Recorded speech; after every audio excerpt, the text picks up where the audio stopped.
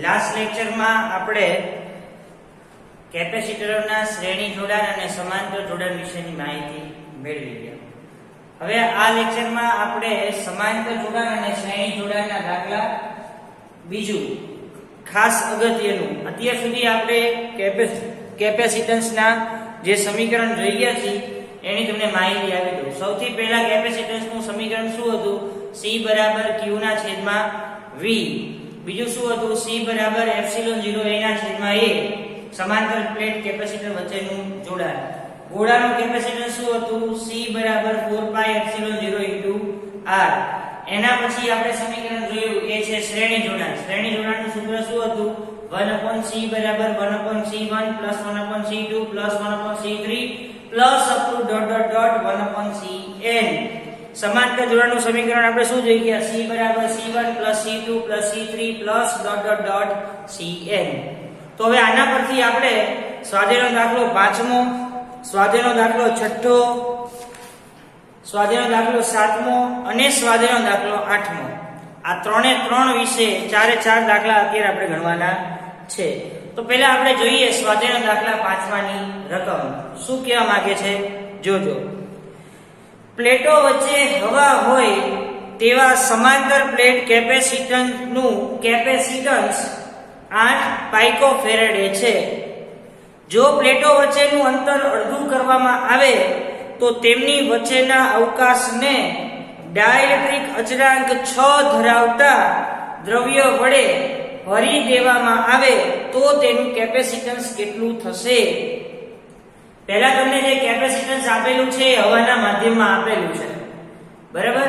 બીજા કિસ્સામાં તમને એમ કીધું છે કે બે પ્લેટો વચ્ચેનું અંતર છે ને અડધું કરી દેવાનું. બે પ્લેટો વચ્ચેનું અડધું અંતર તમે કરી દો તો ડાઇલેક્ટ્રિક અચળાંક 6 ધરાવતા માધ્યમમાં એનું નવું કેપેસિટન્સ કેટલું થશે એ આપણે શોધવાનું થવાનું, બરાબર.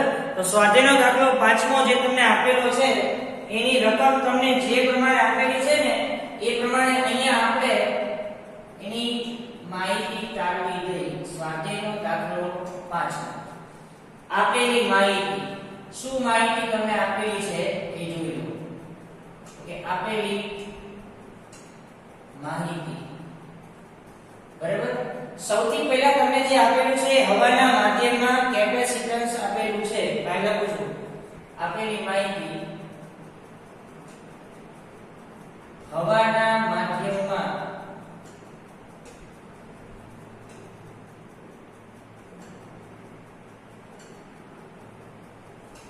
કેપેસિટન્સનું મૂલ્ય.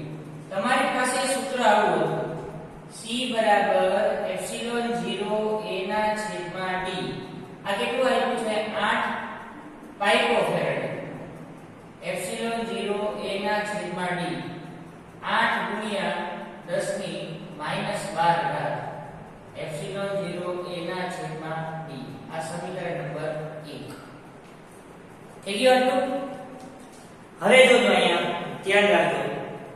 બીજો કિસ્સો આપેલો છે એ તમને આવો આપેલો છે: ડાઇલેક્ટ્રિક દ્રવ્ય ધરાવતા માધ્યમ માટે, ડાઇલેક્ટ્રિક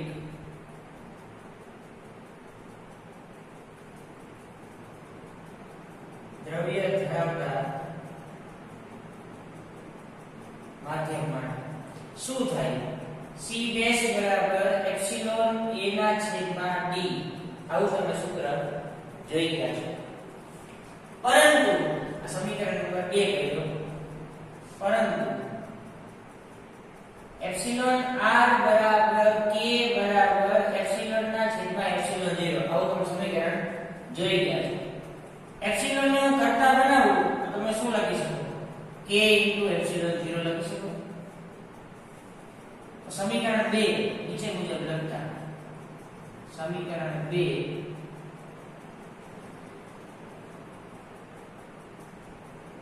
નીચે મુજબ લખતા શું થાય? C ડેશ બરાબર K એપ્સિલોન 0 A ના છેદમાં D/2. કેમ D/2? કારણ કે અંતર કેવું કરવાનું છે? આપણે અડધું કરવાનું છે. C ડેશ બરાબર K ની જગ્યાએ 6 એપ્સિલોન 0 A ના છેદમાં D/2.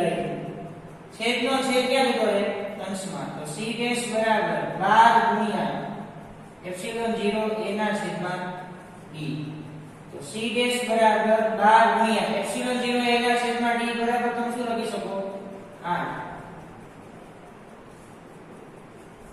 96 ગુણ્યા 10 ની -12 ઘાત ફેરેડે તો c ડેશ બરાબર શું થાય 96 પાઇકો આવું તમને જાણી શકો થઈ ગયું તો સૌથી પહેલા તમને જે માહિતી આપેલી હતી એ હતું હવાના માધ્યમ માટે કેપેસિટન્સ નું મૂલ્ય તમને જોવા દો c બરાબર એપ્સિલોન 0 a ના છેદમાં d c એટલે 8 પાઇકોફેરેડ પાઇકો એટલે 10 ની -12 એપ્સિલોન 0 a ના છેદમાં d પછી તમે ડાઇલેક્ટ્રિક દ્રવ્ય ધરાવતા માધ્યમ માટે તમને કીધું તો c ડેશ બરાબર શું થાય એપ્સિલોન a ના છેદમાં d સમીકરણ લાગુ પડે અને એના પછી તમને એવું કીધું હતું કે આપેલા માધ્યમ માટે તમારે અડધું અંતર કરવાનું છે તો અહીંયા આપણે d ની જગ્યાએ d/2 ગયા પણ એ એપ્સિલોન ની કિંમત તમે જાણતા નહોતા તો એપ્સિલોન r બરાબર k બરાબર એપ્સિલોન ના છેદના એપ્સિલોન 0 પરથી એપ્સિલોન 0 ને કરતા બનાવવાના k એપ્સિલોન 0 અહીંયા એની કિંમત મૂકી દો છેદનો છેદને ક્યાં લઈ જવાનો અંશમાં લઈ જવાનો અને પછી સમીકરણ નંબર 1 પરથી આપણે કિંમત મૂકવાની 8 ગુણ્યા 10 ની -12 ઘાત ફેરેડે 96 ગુણ્યા 10 ની -12 ઘાત ફેરેડે એટલે 96 પાઇકોફેરેડે તમને જવાબ મળી જશે થઈ ગયું ચાલો એના પછી આવે સ્વાધ્યાયનો દાખલો છઠ્ઠો તો સ્વાધ્યાયના દાખલા છઠ્ઠાની રકમ આ પ્રમાણે કંઈક છે દરેક 9 પાઇકોફેરેડે કેપેસિટન્સ ધરાવતા 3 કેપેસિટરોને શ્રેણીમાં જોડેલા છે ખાસ યાદ રાખો કે 3 કેપેસિટર છે અને ત્રણે ત્રણની કિંમત તમને આપી દીધી છે 9 પાઇકોફેરેડે અને ત્રણે ત્રણને શ્રેણીમાં જોડેલા છે તો પેલું સંયોજનનું કુલ કેપેસિટન્સ કેટલું થશે અને બીજું આ સંયોજનને 120 વોલ્ટના સપ્લાય સાથે જોડવામાં આવે તો કેપેસિટરને સમાંતર સ્થિતિમાન તફાવત કેટલો મળે ટૂંકમાં આપણે ત્રણ માટે વિદ્યુત સ્થિતિમાનનો તફાવત પણ શોધવાનો છે પહેલા આપણે શોધવાનું છે સમતુલ્ય કેપેસિટન્સ અને પછી આપણે શોધવાનું છે ત્રણેય માટે વિદ્યુત સ્થિતિમાનનો તફાવત તો હવે અહીંયા ધ્યાન રાખજો બહુ સિમ્પલ ને સાદો દાખલો છે અઘરો નથી સ્વાધ્યાયનો દાખલો છઠ્ઠો આપેલી માહિતી આ પ્રમાણે છે આપેલી માહિતી C1 બરાબર 9 પાઇકોફેરેડ C2 બરાબર 9 પાઇકોફેરેડ અને C3 બરાબર 9 પાઇકોફેરેડ આટલું તમને આપેલું છે બરાબર ચાલો શ્રેણી જોડાણના સૂત્ર પરથી શ્રેણી જોડાણ માટેના સૂત્ર પરથી પેલું શ્રેણી જોડાણ માટેનું સૂત્ર શું છે 1/c બરાબર 1/c1 1/c2 1/c3 ચાલો 1/c બરાબર 1/9 1/9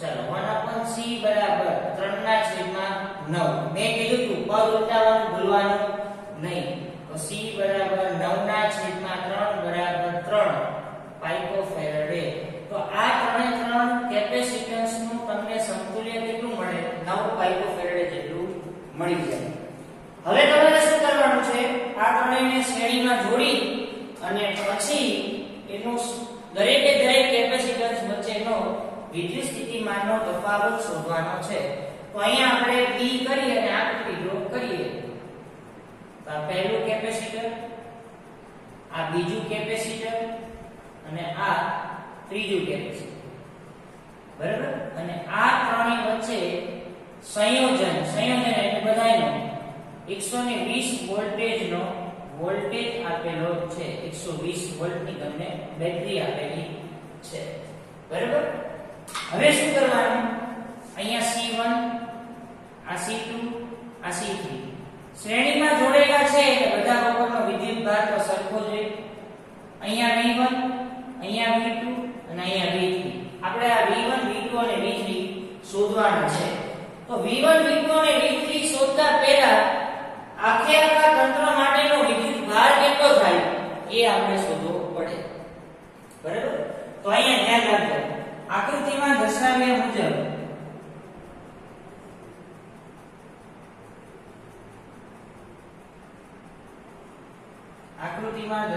મુજબ તંત્ર પરનો વિદ્યુતભાર સૂત્ર है C बराबर Q ના છેદમાં V પર C. તો Q બરાબર શું થશે? CV થઈ જાય. C કેટલા મળ્યા આપણને? 3 ગુણ્યા 10 ની -12 120. આટલું થાય કે ન થાય? બરાબર? તો આના ઉપરથી પહેલા આપણે વિદ્યુતભાર શોધવાનો છે. વિદ્યુતભાર આપણને કેટલો મળશે? વિદ્યુતભાર આપણને કેટલો મળશે? 12 કરી 36 એટલે 360 ગુણ્યા 10 ની -12 કુલમ એટલે 360 પાઇકો કુલમ લખો તે ભલે નતર આના રાખશો તો ભલે ચાલો. વિદ્યુતભાર આપણને મળી ગયો આખા તંત્ર પરનો. બરાબર?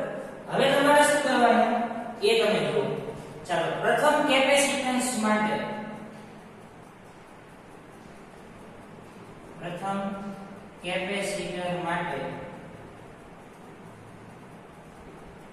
વોલ્ટેજ લેતા આના ઉપરથી આપણે V1 ને કરતા બનાવી તો આમ થાય V1 બરાબર Q ના છેદમાં C1. તો Q કેટલા છે? 360 10 ની -12 છેદમાં 9 ગુણ્યા 10 ની -12 અને C1 9 ગુણ્યા 10 ની -12. ત્યારે ઉપર નીચે કેન્સલ 12 9 ચોક 36 એટલે કેટલા બચશે? 40 થઈ ગયું. ચાલો બીજા કેપેસિટર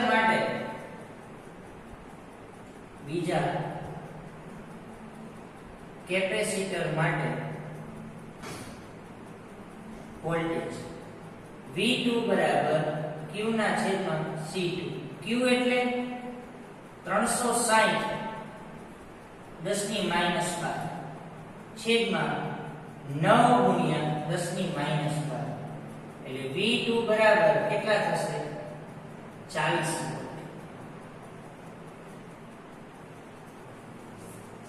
થઈ ગયું આટલું. હવે એના પછી આવે ત્રીજા કેપેસિટર માટે વોલ્ટેજ. ત્રીજા કેપેસિટર માટે વોલ્ટેજ V3 બરાબર Q ના છેદમાં C3. Q એટલે 360 ગુણ્યા 10 ની -12 C3 9 ગુણ્યા 10 ની -12 ટોટલ કેટલું થાય? 40 વોલ્ટ. ચાલો થઈ ગયું. બરાબર? તો આ તમારો થઈ ગયો સ્વાધ્યાયનો દાખલો 6. બરાબર? હાલો એના પછી 7મા દાખલાની રકમ આપણે આગળ વધારીએ તો શું થાય? જો તો 7મા દાખલાની રકમ શું કહેવા માંગે છે? રકમ વાંચું છું, ધ્યાન રાખજો. 7મો દાખલો એવું કહે છે 2 પાઇકોફેરેડે 3 પાઇકોફેરેડે અને 4 પાઇકોફેરેડે ના કેપેસિટન્સના 3 કેપેસિટરોને સમાંતરમાં જોડેલ છે. તો સંયોજનનું કુલ કેપેસિટન્સ કેટલું થશે? જો આ સંયોજનને 100 વોલ્ટનો સપ્લાય સાથે જોડવામાં આવે તો દરેકે દરેક કેપેસિટર પરનો વિદ્યુત ભાર આપણે શોધવાનો છે. બરાબર? તો પહેલા તો આપણે અહીંયા 3 કેપેસિટરોને સમાંતરમાં જોડવાના છે જેની કિંમત તમને આપી દીધી છે 2 3 અને 4. તો હવે અહીંયા ધ્યાન રાખજો સ્વાધ્યાયનો દાખલો આપણે 7મો ગણીએ છીએ. બરાબર? તો સ્વાધ્યાયનો દાખલો 7મો આપેલી માહિતી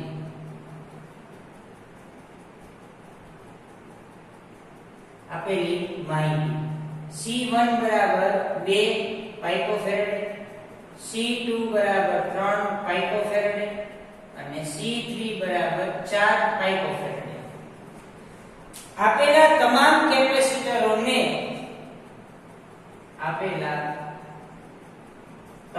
કેપેસિટરોને સમાંતરમાં જોડતા.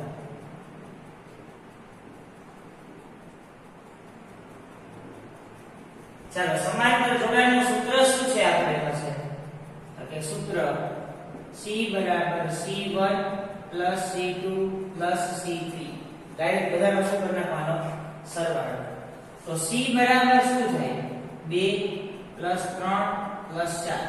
તો C બરાબર 5 5 ને 4 9 પાઇકોફેરેડે. આ તમારું થઈ ગયું સમતુલ્ય કેપેસિટન્સ. થઈ ગયું.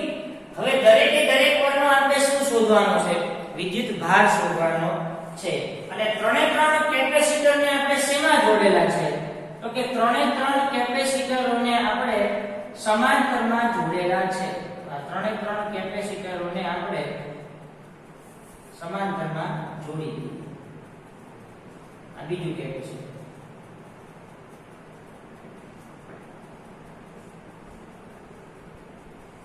આ ત્રીજું કેપેસિટર. અને આ આખા સંયોજનની બેટરી એટલે કે 100 થઈ ગયું. હવે અહીંયા આપણે નામ નિર્દેશન કરી નાખીએ. આ C1 અહીંયા Q1, C2 અહીંયા Q2, C3 અહીંયા Q3. વોલ્ટેજ V અને V. થઈ ગયું. તો પ્રથમ કેપેસિટર માટે વિદ્યુત ભાર પ્રથમ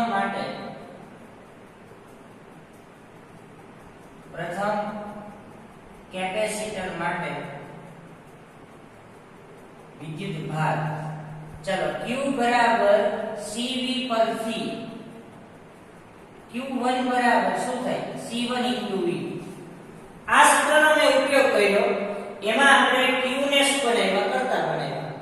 તો C * શું થઈ જાય? V થઈ જાય. તો Q1 બરાબર C1 * V. ચાલો Q1 બરાબર C1 એટલે C ની કિંમત કેટલી આપેલી છે? 2 ગુણ્યા 10 ની -9 ગુણ્યા 100. એટલે 200 ગુણ્યા 10 ની -9 ઘાત કુલમ. ઘાતમાં જે તમારે ફેરફાર કરવો હોય તો કરી શકો.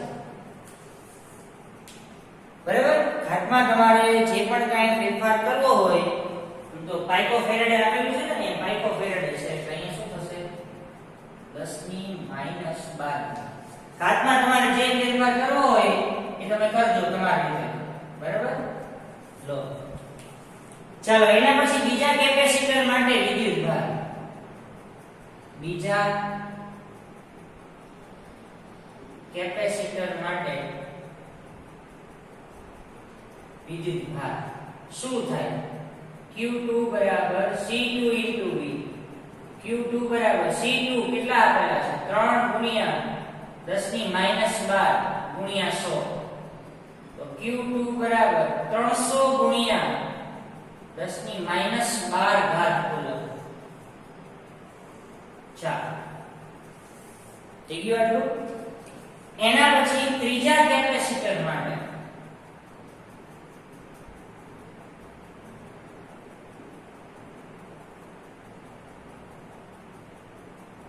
વિદ્યુત ભાર શું થશે? તો કે Q3 બરાબર C3 * V. આવું થઈ જાય. ચાલો Q3 બરાબર C3 એટલે 4 ગુણ્યા 10 ની -12. વોલ્ટેજ તો બધામાં સરખો જ રહેવાનો કારણ કે સમાંતર જોડાણ જોડેલું છે એટલે. તો 400 ગુણ્યા 10 ની -12 ઘાત કુલમ. થઈ ગયો. તો આ તમારો થઈ ગયો સ્વાધ્યાયનો દાખલો 7. બરાબર? એના પછી આપણે ગણવાનો થશે સ્વાધ્યાયનો દાખલો 8 આપણે ગણીએ. પણ મેં કીધું એ પ્રમાણે દાખલા એટલા અઘરા નથી, પણ જો તમે એના સૂત્ર જો કમ્પ્લીટલી તમે તૈયાર કરશો તો દાખલા આપણે અઘરા નથી. ખાલી સરવાળા બાદબાકી કરવાની છે અને કિંમત ખાલી અંદર આપણે મૂકતું જવાનું છે. બીજું આપણે કશું કરવાનું નથી. બરાબર? પછી હું તમને આ છેલ્લો દાખલો પતી જાય ને પછી વળી પાસે આ બધા સમીકરણ એક વખત તમને લખી દઉં છું કે કેપેસિટરમાં આપણે કેટલા કેટલા સમીકરણ જોઈ ગયા છે. એના પછી આપણે જોઈએ સ્વાધ્યાયનો દાખલો 8મો જોઈએ. સ્વાધ્યાય દાખલા 8માની રકમ એક આ પ્રમાણે છે, ધ્યાનથી જોજો બધા. ચાલો, બે પ્લેટો વચ્ચે હવા હોય તેવા સમાંતર પ્લેટ કેપેસિટરમાં દરેક પ્લેટનું ક્ષેત્રફળ 6 × 10⁻³ મીટર સ્ક્વેર જેટલું છે. કે તમને જે માહિતી આપેલી છે એ આવી કઈ છે. સ્વાધ્યાયનો દાખલો 8મો a બરાબર 6 × 10⁻³ મીટર સ્ક્વેર. બે પ્લેટ વચ્ચેનું અંતર 3 mm છે. બે પ્લેટ વચ્ચેનું અંતર d બરાબર 3 mm. mm ને આપણે મીટરમાં કન્વર્ટ કરી એટલે 10⁻³ મિલીમીટર, બરાબર. આ કેપેસિટરનું કેપેસિટન્સ ગણો એટલે આપણે c શોધવાનો છે. ચાલો, c બરાબર કેટલા? જો આગળ, જો આ કેપેસિટરને 100 વોલ્ટેજ આપવામાં આવે અથવા 100 વોલ્ટેજના સપ્લાય સાથે જોડવામાં આવે તો દરેક પ્લેટ પરનો વિદ્યુત ભાર શોધવાનો છે. એટલે V બરાબર કેટલા આપવાના અને 100 વોલ્ટનો વોલ્ટેજ સપ્લાય તમારે આપવાનો અને ત્યારે આપણે Q એટલે વિદ્યુત ભાર શોધવાનો છે. તો તમને માહિતી આટલી આપેલી છે. જો આપેલા કેપેસિટરને હવાના માધ્યમમાં મૂકવામાં આવે, આપેલી માહિતી હવામાં મૂકવામાં આવે છે ત્યારે એના બે સમાંતર પ્લેટ વચ્ચેનું ક્ષેત્રફળ 6 × 10⁻³ મીટર સ્ક્વેર, d બરાબર 3 mm એટલે 3 × 10⁻³ મીટર. તો કેપેસિટન્સ ગણવાનું છે. ચાલો, સમાંતર પ્લેટ કેપેસિટન્સ નું સૂત્ર શું હતું? સમાંતર પ્લેટ કેપેસિટન્સ નું સૂત્ર C બરાબર ε0 a ના છેદમાં d. હવાના માધ્યમમાં છે ને એટલે ε0 એમને જ આવશે. ε0 ની કિંમત 8.854 × 10⁻12 a એટલે 6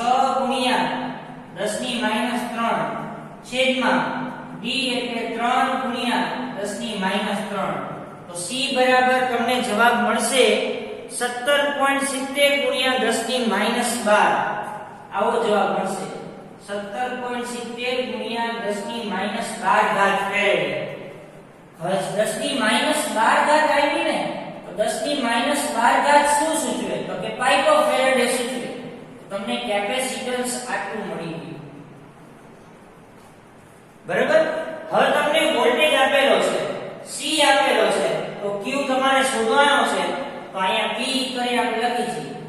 ચાલો, P C બરાબર 17.70 પાઇકો ફેરેડ એટલે કે 17.70 × 10⁻12. V બરાબર તમને આપી દીધા છે રકમમાં 100 વોલ્ટ. તો Q બરાબર કેટલા? સૂત્ર છે અહીંયા C બરાબર Q ના છેદમાં V પરથી. ચાલો, કેપેસિટન્સ ના સૂત્ર પરથી કેપેસિટન્સ ના સામાન્ય સૂત્ર પરથી શું થશે? C બરાબર Q ના છેદમાં V પરથી Q બરાબર શું થઈ જશે? CV. ચાલો, C એટલે 17.70 × 10⁻12 અને V એટલે 100. ચાલો, 17.70 ને અમે નોંધ રાખશું. 10 નો વર્ગ કરી નાખો યાર.